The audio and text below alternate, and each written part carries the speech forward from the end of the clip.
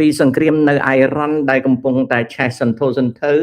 អ៊ីរ៉ង់បានធ្វើការវាយប្រហារតបទៅលើមូលដ្ឋានទ័ពអាមេរិកនៅយ័រដាននិងកូវេតបន្តទៅទៀតនៅពេលដែលលោកប្រធានាធិបតីដូណាល់ត្រាំបានគម្រាមថាបើអ៊ីរ៉ង់បាញ់នាវាដឹកជញ្ជូនណាមួយត្រូវមួយគ្រាប់គាត់នឹងបញ្ជូនទ័ពបំផ្លាញស្ពានឬមជ្ឈមណ្ឌលផលិតអគ្គិសនីរបស់អ៊ីរ៉ង់មួយភ្លាមកំជ្រួចនិងដ្រូន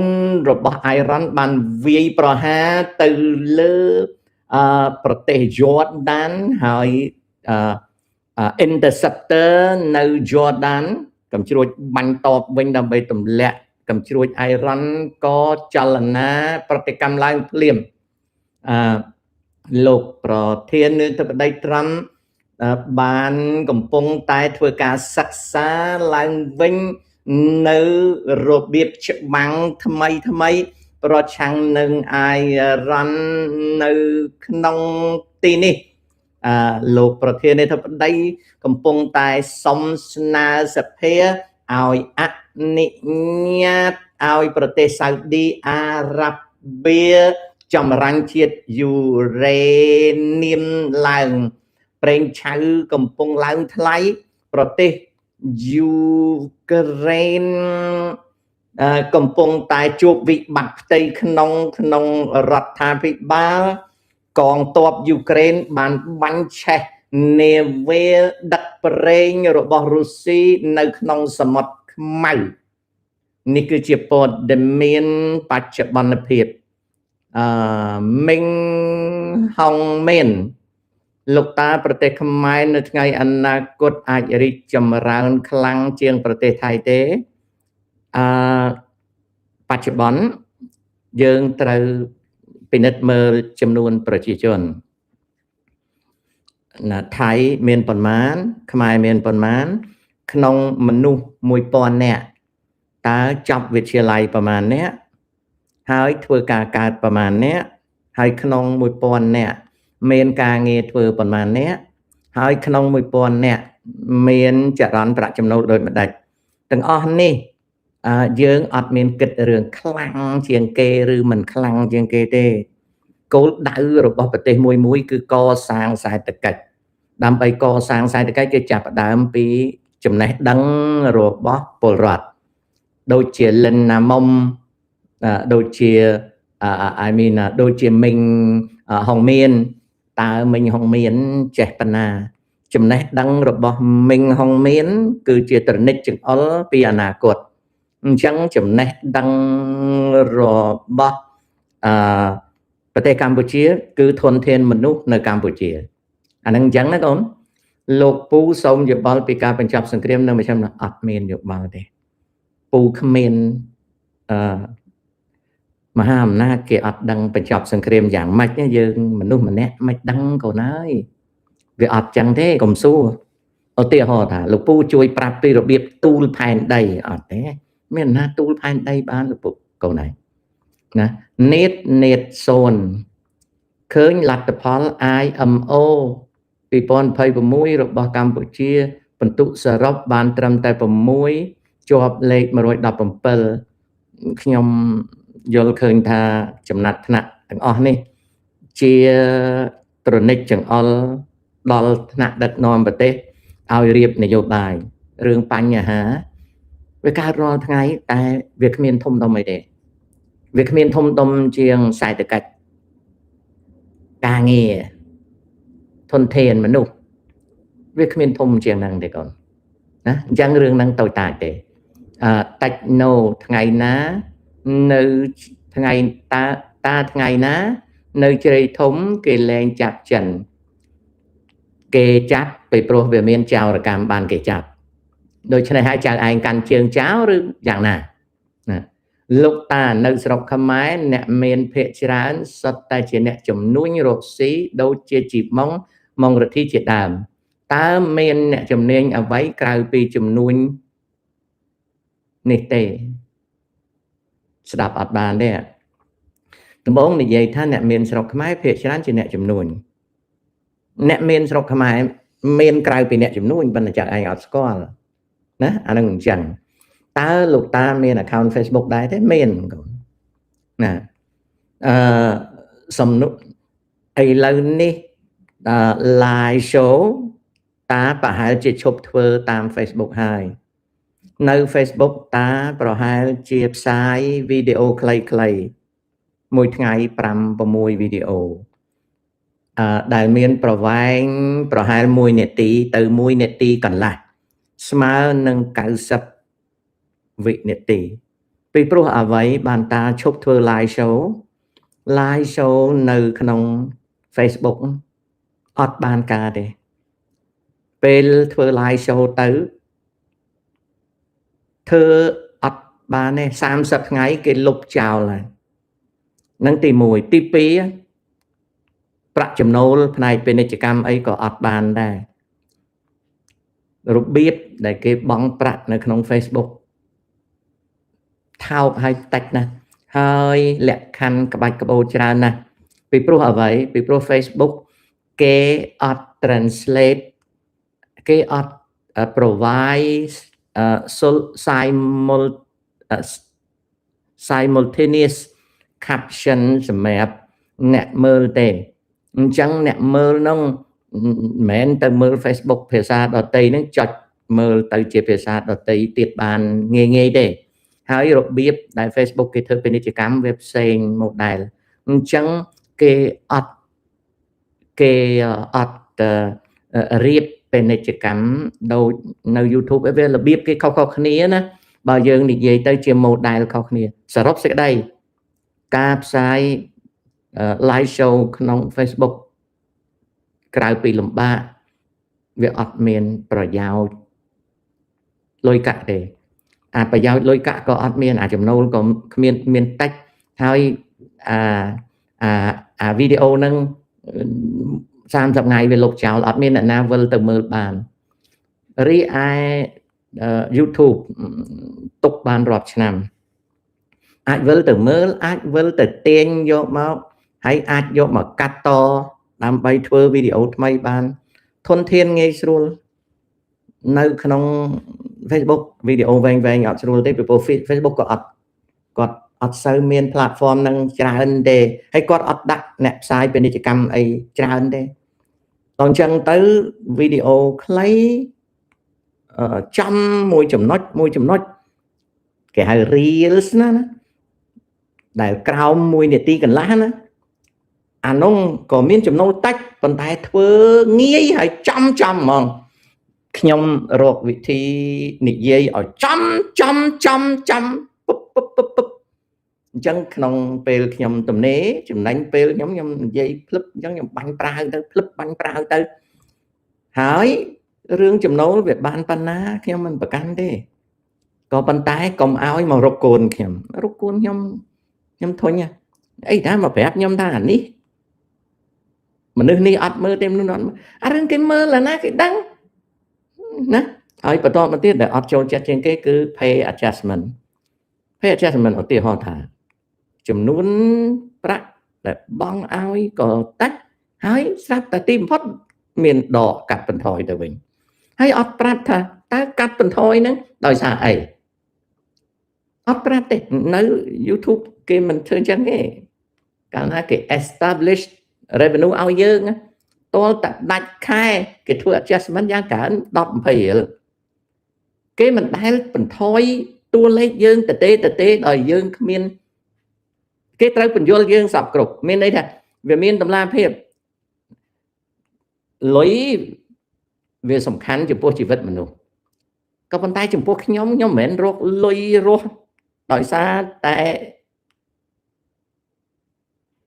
ប៉ុណ្ណឹងទេតែវាសៅមងចិត្តខ្ញុំសៅកុំឲ្យខ្ញុំឃើញបើខ្ញុំ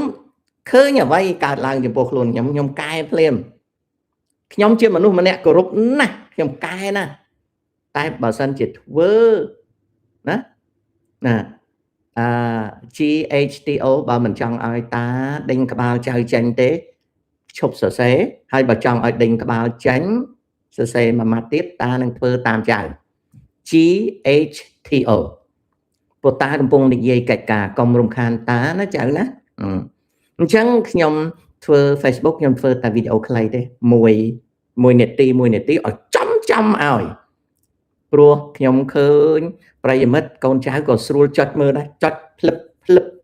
មើលចំណែកដែលចង់ពន្យល់ចង់សន្ទនាគ្នាយើងមកនិយាយនៅ YouTube ណាហើយយើងអាចវិលត្រឡប់ទៅមើលតួសេចក្តីរបស់មេត្តាយើងឡើងវិញបានអានឹងអញ្ចឹងណាហេតុអ្វីបានជាគ្រូនៅស្រុកខ្មែរតែងបង្ខំគេអត់បង្ខំទេម៉េងហុង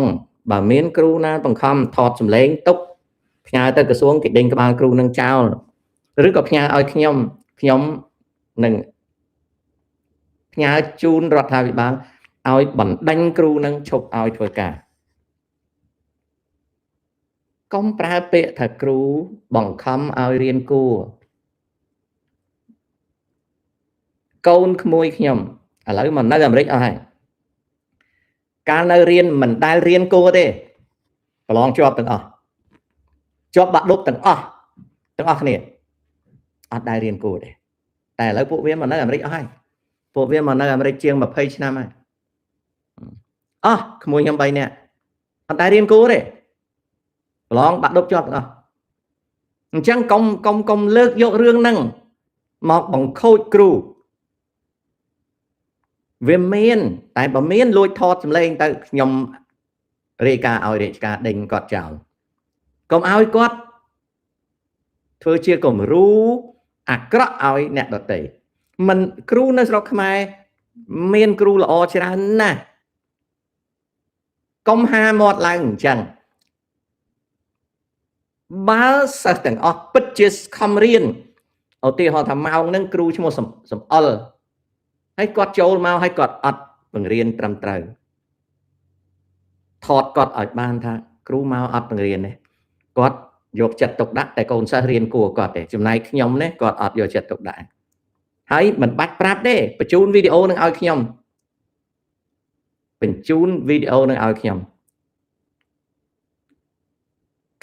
នឹងផ្សាយហើយផ្សាយទៀតរហូតដល់ណារហូតដល់គ្រូនឹងលែងធ្វើគ្រូទៅរត់ម៉ូតូឌុបឬទៅលក់កាទៀវឧទាហរណ៍ថាឥឡូវមានសិស្ស10នាក់នៅក្នុងថ្នាក់នឹងរៀនគួរគាត់គាត់យកចិត្តទុកដាក់តែ10នាក់ហ្នឹងទេអា20នាក់30នាក់ទៀតអត់យកទៅដាក់ថតគ្រូហ្នឹងថាអ្នករាល់ពេលគាត់ធ្វើតែអញ្ចឹងស្អីគាត់បញ្យល់តែកូនសិស្សរៀនគួរគាត់ទេហើយយើងនឹងខំរៀនណាមិនមែនខំរស់រឿងគ្រូទេណាបើយើងខំរៀនហើយយើងមើលឃើញបញ្ហាគ្រូអាហ្នឹងខ្ញុំជួយផ្សាយឲ្យលោកគ្រូអ្នកគ្រូនៅប្រទេសកម្ពុជាគាត់ល្អច្រើនណាស់កុំបង្ខូចគាត់ពេកគាត់ជាគ្រូគោរពគាត់ខ្ញុំគោរពគ្រូខ្ញុំណាស់តែខ្ញុំសារភាពខ្ញុំមិនចាំឈ្មោះគាត់ទេណាមិនអ្នកគ្រូម្នាក់នៅលីសេមនីវងគាត់ថាអ្នកណាស្គាល់ឈ្មោះគាត់ស្គាល់ប៉ុន្តែវាភ្លេច50ឆ្នាំហើយវាភ្លេចទៅណាវាភ្លេចទៅ50ឆ្នាំហើយណាមួយទៅខ្ញុំមានចរិតមួយចំណាំមុខគ្រូហើយឲ្យតែដឹងថាគាត់គ្រូគឺដើរអោនហើយជួបមុខគាត់ព្រឹកលឹមឡើងជំរាបសួរគាត់ជំរាបសួរដល់អញ្ចឹងទៅអត់ហៅឈ្មោះគាត់អត់សូវស្គាល់ឈ្មោះគាត់ទេមិនមែនដោយសារឆ្លើយទេដោយសារទម្លាប់មិនហៅលោកគ្រូម៉េងលោកគ្រូអេងអីចឹងទេមិនងាយបាទអញ្ចឹងអារឿងថាគ្រូបង្ខំអីហ្នឹងកុំនិយាយអញ្ចឹងណាបើយើងពិតជារៀននោះវាមិនអីទេកូនណាមិញហុងមានមិនអីទេណាដួនតារាវុធចៅនៅស្រុកខ្មែរប្រើហ្វុនខ្មែរសរសេរខ្មែរតាអត់ប្រឆាំងនឹងប្រើអក្សរអង់គ្លេសទេតែចៅឯងអត់ចេះសរសេរចៅឯងសរសេរប្រើអក្សរតួអង់គ្លេសមកសរសេរប៉ុន្តែចៅឯងអត់ចេះសរសេរអញ្ចឹងចៅឯងគួរតែ download ហ្វុនខ្មែរប្រើរតរៈ តើមេដឹកនាំសៀមអាចយកតម្រាប់តាមមេដឹកនាំអ៊ីស្រាអែលដែរឬទេស្ងួនពីសេតមុខវាអស់ហ្នឹងណាมันបានមកមេះតពួក Jewish ទេមុខអាកាពីអស់ហ្នឹងនោះវាគ្មានយកតម្រាប់តាមអ្នកណាទេវាមើលស្រាលមកលើយើងបានជាវាឆ្លើយរដ្ឋាភិបាលយើងត្រូវតម្កល់អរិយាប័ត្រមាំមួនហើយទុកឲ្យមនុស្សដូចខ្ញុំអីលៀងវា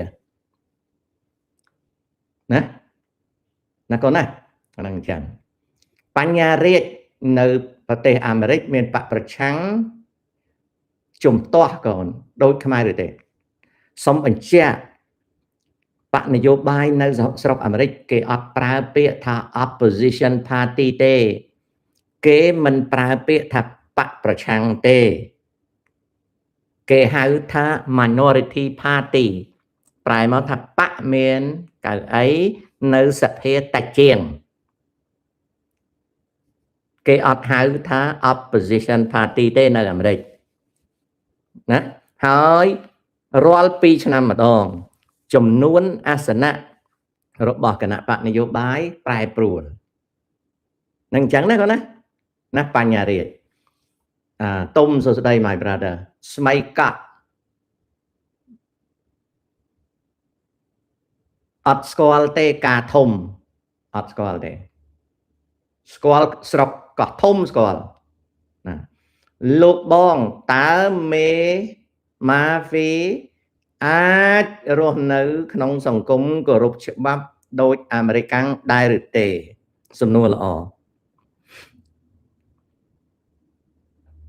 ចាប់ពីឆ្នាំ2000មក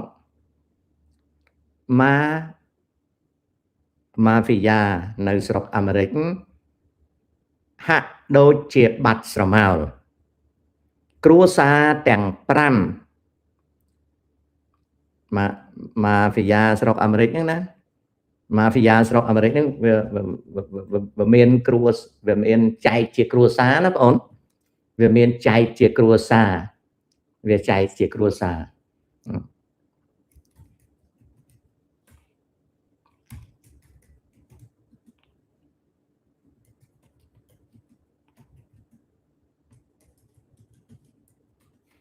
ណាចែកជាគ្រួសារខ្ញុំនិយាយឲ្យស្ដាប់បន្តិចណាពួក Mafia ខ្ញុំអានឲ្យយឺតឲ្យស្រួលស្ដាប់ណាតាមពិតគេអាន Mafia ណាឬក៏គេអានថា Mafia ណាតែយើងអានឲ្យវាយឺតយើងហៅថា Mafia អញ្ចឹងទៅណាពួក Mafia នៅស្រុកអាមេរិកវារៀបចំរចនាសម្ព័ន្ធវាជាគ្រួសារដែលគេហៅថា family ឬក៏ family ពួកអស់ហ្នឹងគេហៅពីដើមឡើយឈ្មោះដើមរបស់វាគេហៅ La Cosa Nostra La Cosa Nostra ដែលប្រែថារបស់យើង La Cosa Nostra នេះអាមេរិកហៅ Mafia រៀបចំឡើងនៅក្នុងទសវត្សរ៍ឆ្នាំទី20រហូតដល់ទសវត្សរ៍ឆ្នាំទី80ពីទសវត្សរ៍ទី90មកដល់ឆ្នាំ2000ពួកនឹងក៏ស្ងប់រងាប់ទៅបច្ចុប្បន្ននេះយើងមើលក្នុងសង្គមអាមេរិកហាក់ដូចជា Mafia រលាយបាត់ទៅហើយតែអត់ទេនៅដដែលការរៀបចំរចនាសម្ព័ន្ធនៃក្រុម La Cosa Nostra ដែលយើងហៅថា Mafia នៅស្រុកអាមេរិករចនាសម្ព័ន្ធវារៀបចំឡើងជា5គ្រួសារ The 5 families ដែលនៅទីក្រុង New York គេហៅថា The 5 families of New York City នៅក្រុង New York ដែលល្បីល្បាញជាងគេពួក Mafia គឺគ្រួសារ Gambino Crime Family គ្រួសារចោរកម្ម Gambino ឬក៏ហៅកាត់ថាគ្រួសារ Gambino គ្រួសារបន្ទាប់ពី Gambino គឺ Genovese គ្រួសារទី3គឺ Lucchese ទី4គឺ Bonanno ទី5គឺ Colombo គ្រួសារទាំង5នេះល្បីជាងគេនៅស្រុកអាមេរិកបច្ចុប្បន្ននេះស្ងប់រងាប់ទៅហើយតែអត់ដាច់ពូជទេរីឯគ្រួសារតូចតាចដតីមិនល្បីខ្លាំងទេដូចជានៅ Chicago ណាដែលចាប់ផ្ដើមពីមេម៉ាហ្វីយ៉ាម្នាក់ឈ្មោះ Al Capone ហ្នឹងពួកហ្នឹងគេហៅថា outfit អត់សូវល្បីទេតែក៏ធំដែរនៅ Philadelphia មានគ្រួសារវាដែរតែនៅតែក្រុង Phila ទេនៅ Patricia នៅ New England ល្បីល្បាញខាងគ្រឿងសមុទ្រនៅ Detroit រដ្ឋ Michigan មានរបស់គេតែក្រោយមកសាបសូន្យទៅតាទៅនៅកន្លែងដទៃដូចជានៅទីក្រុង Buffalo នៃរដ្ឋ New York Upstate នៅ Cleveland នៅ Kansas City នៅ Milwaukee New Orleans និងក្រុងដទៃទៀតក៏មានប៉ុន្តែល្បីជាងគេគឺ5ល្បីជាងគេគឺ Gambino Genovese Lucchese Banano Colombo នេះគឺល្បីជាងគេការរៀបចំគ្រួសារនៃពួកចោរកម្មម៉ាហ្វីយ៉ារកស៊ីច្រើនយ៉ាងណាស់តែរកស៊ីធំជាងគេគឺរកស៊ីលបែងចាក់បាល់ចាក់អីណារកស៊ីលបែងរកស៊ីឲ្យកម្ចីគិតការប្រាក់ខ្ពស់រកស៊ីការពារហើយនឹងចាប់ជំរិតរកស៊ីខាងសហជីពនៅស្រុកខ្មែរនយោបាយសហជីពនៅអាមេរិកម៉ាហ្វីយ៉ារកស៊ីខាងគ្រឿងញៀនរកស៊ីខាងចរាចរណ៍លុយក្រខ្វក់រកស៊ីខាងពុករលួយឆបោកក្នុងរដ្ឋបាលសាធារណៈមានន័យថានៅអាមេរិកមានពុករលួយដូចគ្នាណាការរៀបចំនៃអង្គការម៉ាហ្វីយ៉ាគ្រួសារមួយមានចៅវាយបន្ទាប់មកទៀតមានគេហៅថាចៅវាយរងណាចៅវាយរងបន្ទាប់ពីចៅវាយរងមកមានមនុស្សជាទីប្រឹក្សារបស់ចៅវាយហើយគេទុកចិត្តជាងគេភាគច្រើនចាស់គេហៅថាកុងស៊ីញ៉ាឡេ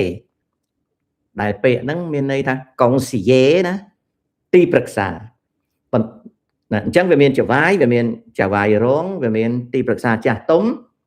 ណាបន្ទាប់ពីប្រឹក្សាចាស់ទុំទៅវាមានកាពីតែនណាវាមានកាពីតែនដែលគេហៅថាកាប៉ូរេជីមឬក៏ហៅកាត់ថាកាប៉ូកាពីតែនបារាំងថាកាពីតែនអង់គ្លេសហៅកាប់តិនមានន័យថាមេធំត្រួតលើអ្នកលេងនៅក្នុងជួរម៉ាហ្វីយ៉ាបន្ទាប់ពីហ្នឹងមកគឺកូនចៅចិនយើងហៅកញ្ចុះដូចគឺបេផាវសង្គ្រាបចឹងណាចំណែកឯពួកម៉ាហ្វីយ៉ាគេហៅថាអានឹងវាជាទេហ៊ានមិនមែនជាមនុស្សគេប្រើទេគឺទាល់តែចូលសមាជិកម៉ាហ្វីយ៉ាបានគេហៅថាទេហ៊ានបន្ទាប់ពីទេហ៊ានមកមិនចាំបាច់ចូលទេគេហៅដៃជើងឬក៏គេហៅពួកចៃនៅក្នុងក្រុមមួយហ្នឹងវាមានអញ្ចឹងមានចៅវាយមានចៅវាយរងមានចាស់ទុំប្រឹក្សាមានកាពីតែនមានទាហាននិងមានចៃនៅក្នុងហ្នឹងមានអញ្ចឹងនៅក្នុងបច្ចុប្បន្ននេះក្រោយពីចូលទសវត្សរ៍ឆ្នាំ2000 United States មានច្បាប់ថ្មីប្រទេសអាមេរិកគេមានច្បាប់ថ្មីដែលគេហៅថា Anti Racketeering ច្បាប់ហ្នឹងកើតតាំងពីសម័យ Kennedy ទសវត្សរ៍ទី60ចំណាយពេល40ឆ្នាំណាចំណាយពេល40ឆ្នាំមក70 80 90 100ណាចំណាយពេល40ឆ្នាំទៅអាច្បាប់ Anti Racketeering ហ្នឹងคล้ายទៅជាអាវុធដែលបង្ក្រាបចោរកម្មម៉ាហ្វីយ៉ាហ្នឹងបានយ៉ាងច្រើនដែលបណ្ដាលឲ្យគ្រួសារទាំង5ហ្នឹងមេធំជាប់គុកទាំងអស់ដោយសារមេធំជាប់គុកទាំងអស់ហើយអា កងស៊ីយេចាស់ទុំហ្នឹងវាជាប់គុកអស់អាលីងទៅជាប់គុករហូតដល់ងាប់អស់ចាស់ងាប់ណាដល់វាងាប់អស់ទៅអាកាប់តាន់ហ្នឹងវាបែកបាក់ទៅបច្ចុប្បន្នអាម៉ាហ្វីយ៉ាហ្នឹងវាស្ងប់រងាប់សំណួរសួរថាវាលាយអត់ទេវានៅហ្នឹងគ្រាន់តែសកម្មភាពវាមិនក្រអឺតក្រទមមិនចាញ់មុខចាញ់មាត់ដូចឆ្នាំ20ឆ្នាំ30ឆ្នាំ40 50 70 90 100នេះមានន័យថាម៉ាហ្វីយ៉ាហ្នឹងវានៅទេប៉ុន្តែរចនាសម្ព័ន្ធវាមិនខ្លាំងដូចមុនហើយមិនចាញ់មុខចាញ់មាត់ទេនឹងមកទល់ឥឡូវនេះណាវាអត់ខ្លាំងទេពីដើមខ្លាំងហ្មង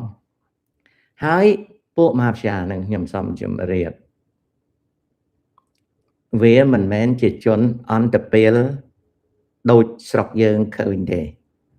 ដូចថានៅខ្មែរតែគេហៅថាពួកអន្តពេលពួកចៅ500ពួកអ្នកលេងអីយើងឃើញវាកាប់វាចាក់ចំណែកពួកម៉ាហ្វីយ៉ានៅស្រុកអាមេរិកវិញឧទាហរណ៍ថ្នាក់កាពីតែនកាប៉ូណាកញ្ចក់ដៃអត់មានក្អែលទេកញ្ចក់ដៃកាត់ឡើងស្អាតបាតដៃវានិយាយស្អាតណាស់នឹងនិយាយពីរឿងដៃស្បែកវាអត់មានប្រឡាក់ខ្លួនមុខមាត់វាពុកមាត់វាសក់វាកាត់ស្អាតពុកមាត់វាកោលរុំច្រមុះអីលាបទឹកអប់ឈ្ងុយហើយស្លៀកខោអាវសមរម្យខ្លះពាក់ក្រវ៉ាត់កអាវធំខ្លះស្លៀកខោកាគីដាក់អាវក្នុងខោអាវសចងក្រវ៉ាត់កខ្លះពាក់អាវដូចខ្ញុំអញ្ចឹងស្លៀកខោកបយស្អាតហើយពាក់ចិញ្ចៀនមានផ្លាស់ដៃស្អាតនាឡិកាអីស្អាតហើយសំដីផ្អែមសុភាពរៀបសារអត់ចងេងចងាងទេអាកពោវាហ្នឹងនោះគឺស្អាតភាសានិយាយសមរម្យហៅយើងមនុស្សតូចតាចហ្នឹងសិតតែSir ហៅយើងសិតតែលោកមិនដែលកំហុសកំហែងមិនដែលមានស្នាមគំរាមកំហែងទេពួកវានឹងរងទីណាស់អាហ្នឹងកពោវាណាចំណែកឯទាហានវាភាកច្រើនអត់ដែលមកទាត់យើងមកធាក់យើងមកទះកភ្លៀងយើងមកច្រានយើងមកបោកកែវបោកចានបោកឆ្នាំងនៅស្រុកយើងឬក៏មកគោះតុកទេលុយអត់ដែលទេសួរថាម៉េចបានពួកនឹងវាអញ្ចឹងរបររកស៊ីវាអត់មានមកបង្កើតភាពហានិយមណាវ៉ាន់ទិញគេហៅអាហានិយមណាអាភាពហានិយមភាពចោល500ភាពយុគងបាតផ្សារអីអត់ទេពួកនឹងអត់អញ្ចឹងទេអ្នកដែលឡូឡាអីហ្នឹងពួកចៃអាចមានពួកចៃតែអាវាមិនមែនទេហ្នឹងគឺអត់ហ្មងអត់ទេវាអត់ទេហើយវាមិនដែលធ្វើឲ្យស្រុកភូមិភ័យខ្លាចទេមេវាធំណានៅក្នុងគ្រួសារ Gambino នៅក្បែរផ្ទះខ្ញុំនៅញូវយ៉កដើរដល់អ្នករស់នៅម្ដុំវាសិតតែគ្នាវាមែនប៉ុន្តែយើងដើរកាត់ភូមិវាម៉ោង 2 ដល់ 10 យប់សុវត្ថិភាពណាស់គ្រាន់តែយើងដឹងយើងដឹងយើងដើរកាត់ភូមិវាយើងឃើញវាយើងលើកដៃ hello អញ្ចឹងណាបើយើងចង់ឲ្យវាស្គាល់គេប្រាប់ថា I live in Shift Shop Bay I just walk from Borough Park អញ្ចឹងគាត់ទៅប្រាប់វាអញ្ចឹងទៅរួចហើយវាលើកដៃឲ្យយើងអង្គុយជក់បរិយលេងឬក៏កាន់វិញ្ញាផឹកឬអង្គុយផឹកតែវាអត់ដែរមករំខានយើងទេហើយរៀងរាល់ឆ្នាំវាមានគេហៅថាទិវាប៉ុននៅថ្នល់ណាគេហៅ street fair ណាអូពួកវាធ្វើវាចែកនំឲ្យក្មេងស៊ីចែកសាច់ក្រឲ្យក្មេងស៊ីអីវាអត់ដែលបង្ហាញនៅភាពយុគងបាតផ្សារហាន់យងទេពីព្រោះមុខរបរវារស់ស៊ីធំណាស់មុខរបរអូសម្រាមមុខរបរតំណង់មុខរបរអីណាតែបើវាចង់ធ្វើបាបអ្នកណាហ្នឹងគឺអ្នកហ្នឹងបាត់ហ្មងបាត់យើងអត់ដែលឃើញអីទេលើកលែងតែក្រុមវានិងក្រុមមួយទៀតប៉ះគ្នាអាហ្នឹងអាចយើងឃើញចាញ់សៀមណាយើងអាចនឹងឃើញសៀមតែបើវាមកត្រួតត្រាយើងវាអត់ឲ្យយើងនឹងចលាចលទេ នេះគឺជាចឹងហេតុដូច្នេះហើយបានវារស់នៅជាមួយច្បាប់អាមេរិកបានណាវាមិនមែនដូចកុន Hollywood ទេណាបានទិញកុនឃើញបាញ់ឃើញកាប់ចាម៉ាហ្វីយ៉ាវាអត់អញ្ចឹងទេណាវាមិនមែនជាជនហិនយងជនពេលអាបាសែយូកងបាត់ផ្សារទេវាជាគ្រួសារអុកគេហៅថាចោរកម្មមានក្របខ័ណ្ឌខ្ពស់របស់វាអញ្ចឹងហើយបានវាធ្វើការរស់ស៊ីទុច្ចរិតរបស់វាបាន100ឆ្នាំបាន100ឆ្នាំពី2020ពី1920មក2020វារស់នៅអញ្ចឹងឥឡូវនេះខ្ញុំចង់ប្រាប់ថាម៉ាហ្វីយ៉ាអ៊ីតាលីនៅស្រុកអាមេរិកវារស់អញ្ចឹងចុះម៉ាហ្វីយ៉ានៅស្រុកប្រាំងដូចគ្នារស់ជាមួយច្បាប់ប្រាំងចុះនៅអង់គ្លេសមានម៉ាហ្វីយ៉ាទេមានចុះនៅម៉ូស្កូមានទេមានម៉ាហ្វីយ៉ារុស្ស៊ីហើយចុះនៅជប៉ុនអាពួកសង្គមងឹតអាយ៉ាគូសារបស់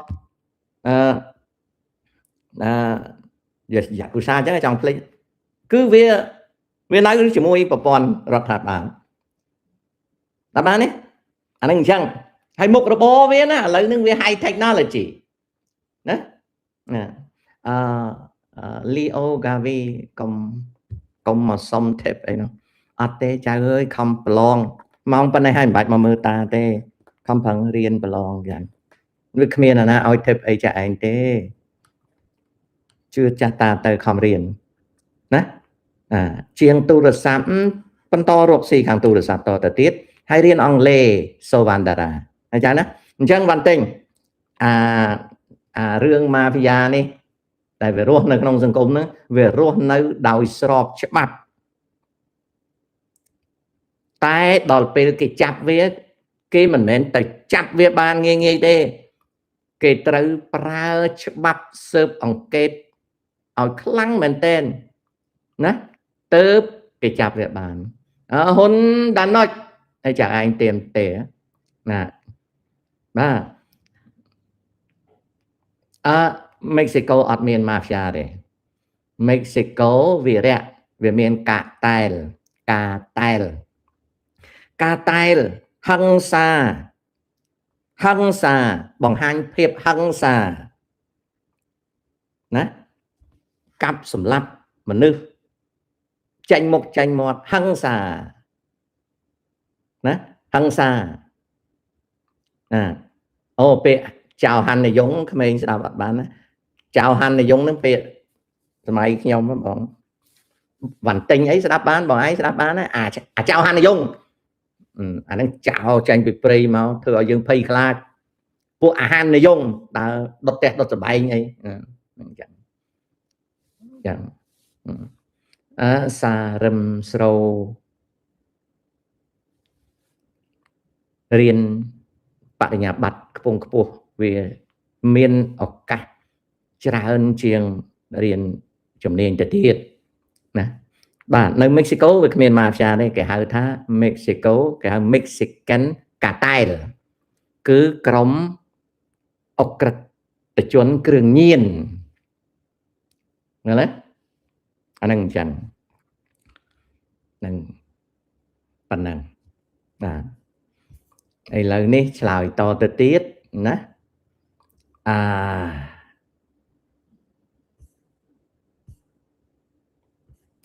GGFG លោកតាអាចនិយាយអំពីដែន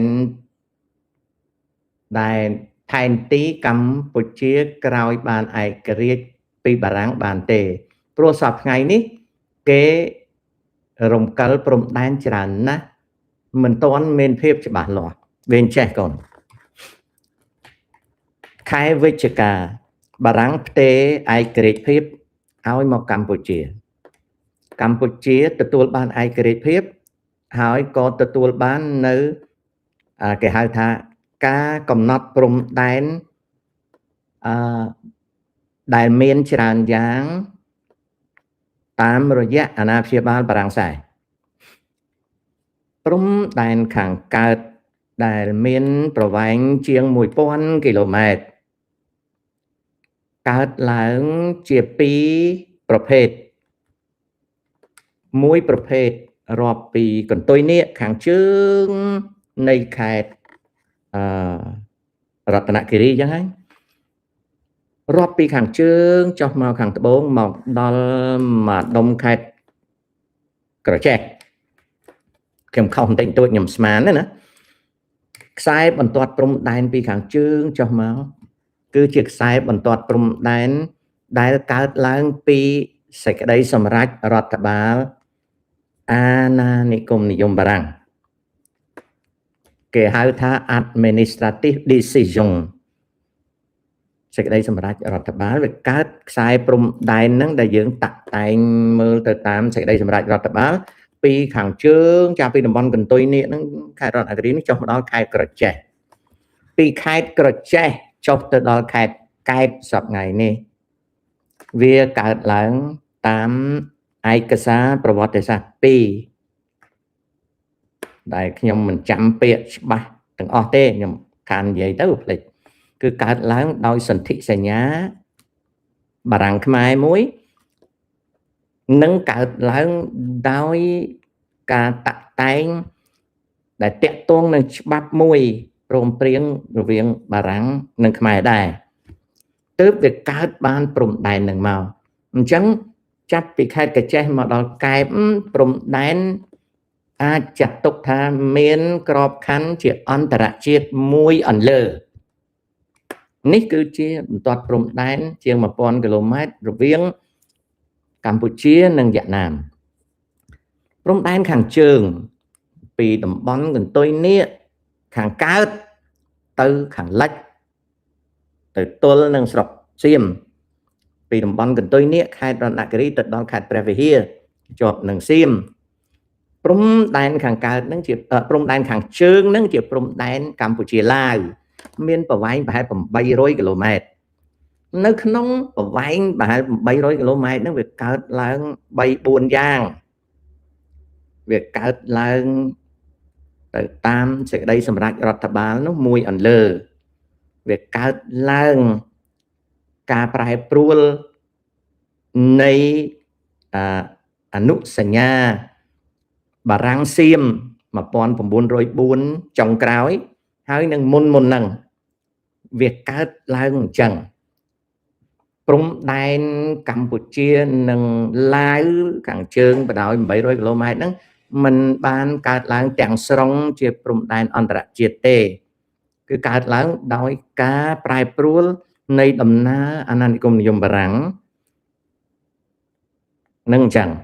ព្រំដែនខាងលិចពីខេត្តព្រះវិហាររហូតចុះមកដល់កោះកុងគឺជាព្រំដែនអន្តរជាតិដែលត្រួតត្រងដោយឯកសារ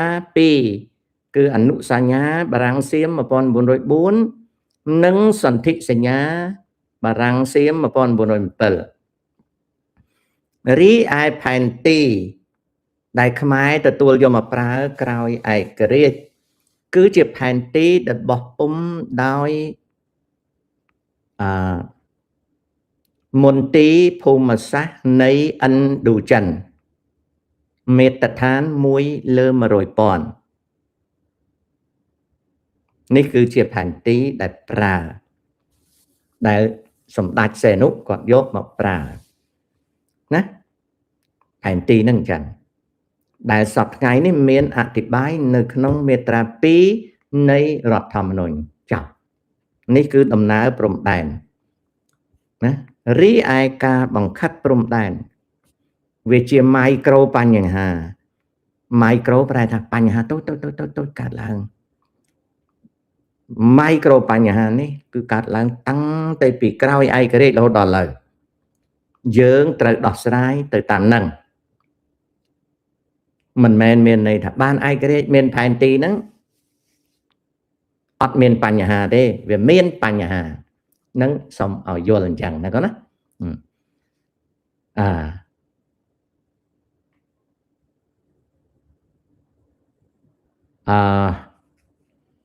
លោកតាមិនសម័យនេះកាចសាហាវម៉េះអត់ទេកូនសម័យនេះមិនកាចសាហាវម៉េះអីទេវាឡើងវាចោះធម្មតានៅក្នុងពិភពលោកស្រុកយើងក៏អញ្ចឹង មានចាំដែរមុនចៅឯងកើតពីឆ្នាំ91មក93ខ្មែរសាហាវណាស់ពី93មកដល់98ក៏នៅតែសាហាវមនុស្សស្លាប់នៅភ្នំពេញច្រើនណាស់តែឥឡូវមានសិលស្លាប់ណាឥឡូវអត់មានទេអញ្ចឹងវាជាការឡើងចុះនៃសម័យកាលនៅក្នុងប្រទេសយើងអូខេ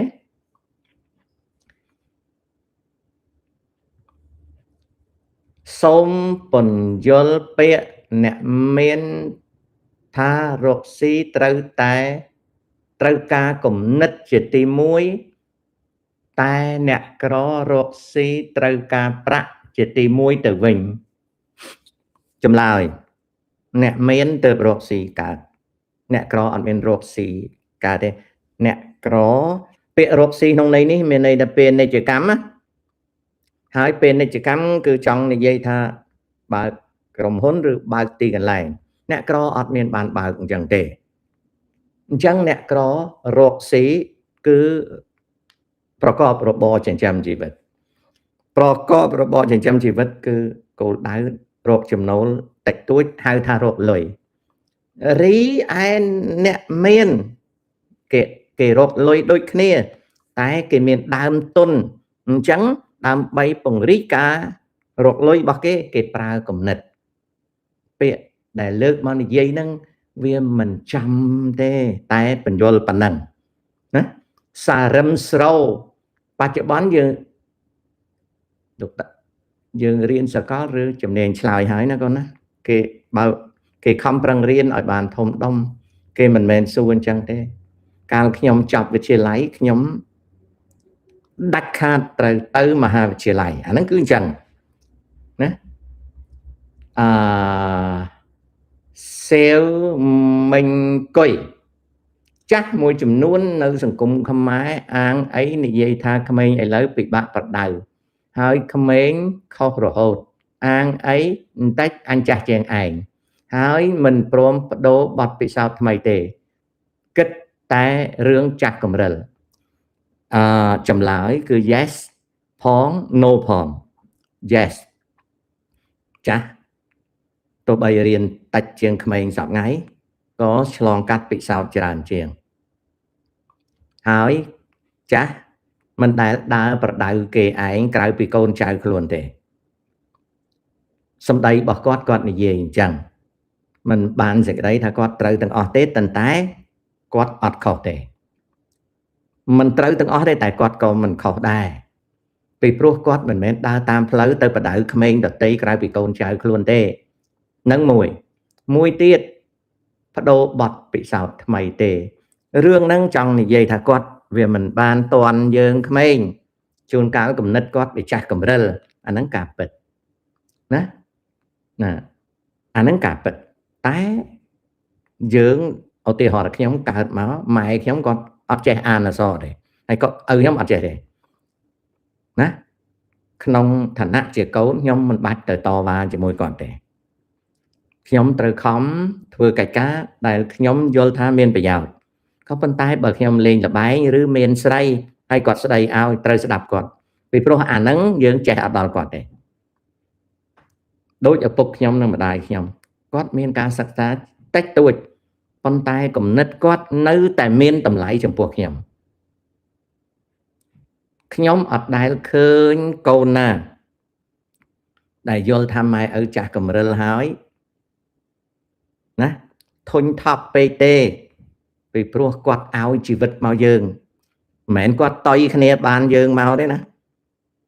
គឺគាត់ពិតជាបានផ្ដល់ជីវិតឲ្យយើងដូច្នេះសេចក្តីគោរពចំពោះម៉ែឪត្រូវតែមាន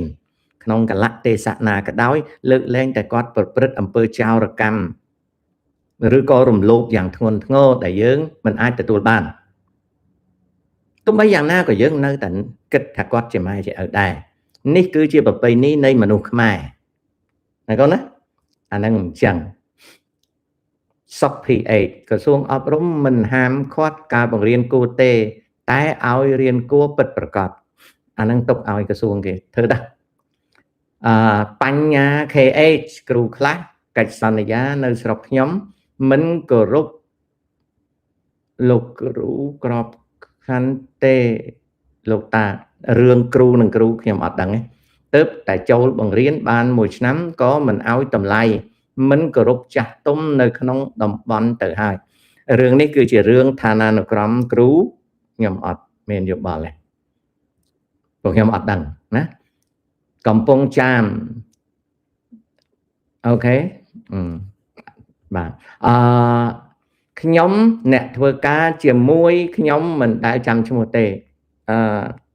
ខ្ញុំចាំតិចតួចទេមិនចាំទាំងអស់ទេខ្ញុំធ្វើការមួយមនុស្សរាប់រយរហូតដល់ពាន់នាក់ clean up ពិតជាមានចំណេះដឹងនិងបទពិសោធន៍ដែលអូខេអរគុណកែន yes hello តើ mechanical engineering អាចនឹងមានតម្រូវការទេមាន AI អត់មាន C អាហ្នឹងទេណា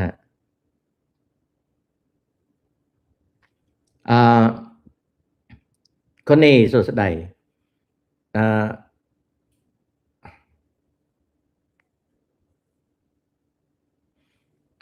ណាត់ខ្ញុំអត់ប្រើពាក្យចំនួនជាមួយមនុស្សអញ្ចឹងទេខ្ញុំស្គាល់ប៉ុន្តែអត់ប្រើពាក្យចំនួនទេតុងអុយតាមើលយើងធ្វើទាហានអត់ខ្សែយើងធ្វើម៉េចតា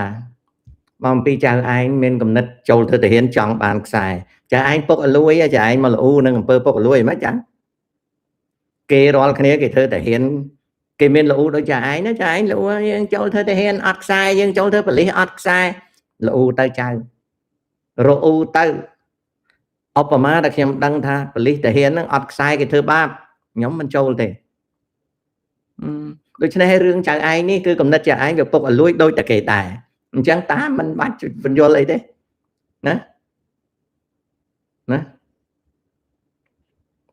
topic and concept about ស្អីចេះអត់ស្គាល់ទេឆ្លើយអត់រួចទេពិសេសអើយអត់ស្គាល់ណាអត់ស្គាល់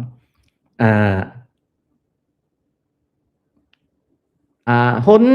ដាណុចនៅឯនេះម៉ោង 10:43 នាទីព្រឹកមិនទាន់អាហារថ្ងៃត្រង់ទេ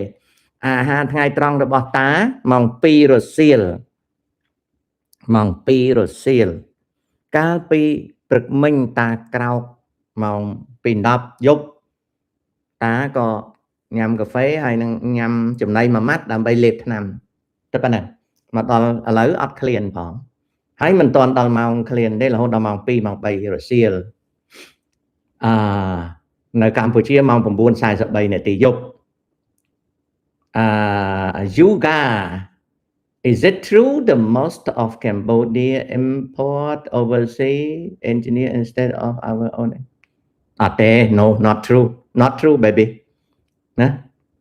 នៅអ៊ីតាលី mafia នៅអ៊ីតាលីមក